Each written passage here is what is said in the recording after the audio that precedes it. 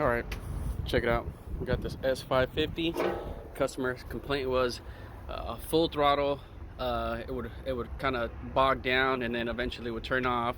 At first, I thought it had air in the line. Had a little bit of air. Got it out, primed it, and then it was still turning off. And I was like, okay. Took the prime ball off, blew some compressed air down my line. And then I got a good flow of fuel coming. I was like, okay, now I know I got good fuel flow. And then it was still turning off, and I wouldn't even have to drive it. And then took the fuel filter off, made sure there wasn't no shit stuck in here. Filled it back up, primed it up, and then I started getting codes for rail pressure. Then I hooked this guy in just so I can visually see what I was getting. And then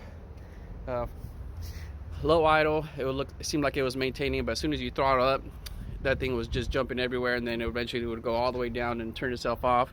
Now, was going to use these caps, and then I think it might have a bad injector, one or two, so I don't know. So I was going to start capping injectors off one at a time and see if it'll maintain rail pressure. And then I was like, okay, I could just do a leak down test. So I got my kit here. I got my computer out. I was going to do a dynamic test, but the machine won't even stay running for longer than 2 minutes, so that won't work. So I'm going to do a static test right now to where I can just keep cranking it and then see how far down the fuel goes on the little hoses. And that's where we're at right now, so let's figure it out. All right, right now, took the little boots off, got my return line pushed off.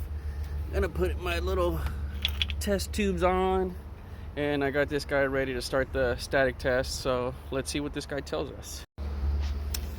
Got my test lines hooked up. I'm gonna start this static test and then start cranking it and see what these little hoses say. Well, it stays running, but this is the dynamic test. Look at that. 1 and 2. So yeah, I was able to do it with the dynamic test. Look at that. 1 and 2 are filling up. So that's not good. So I believe that's why he's not maintaining rail pressure. So I'm pretty sure 1 and 2 are bad, but I still want to see rail pressure. At least show you guys how it's jumping all over the place. Give me a second. So right now, that's at low idle. Right now it's at 90, you can't really tell. Full throttle. Starts acting up after a bit. Right there. And just because I'm full of curiosity of what rail pressure really is supposed to be, I'm hooked up to a Bobcat that has no problems, and we're gonna see what we're supposed to get or what it's supposed to maintain. So low idle, still about 800, 900. Now let's see what it does with full throttle. Full throttle staying around 200, 204, 203. That's what we're not getting with the other one.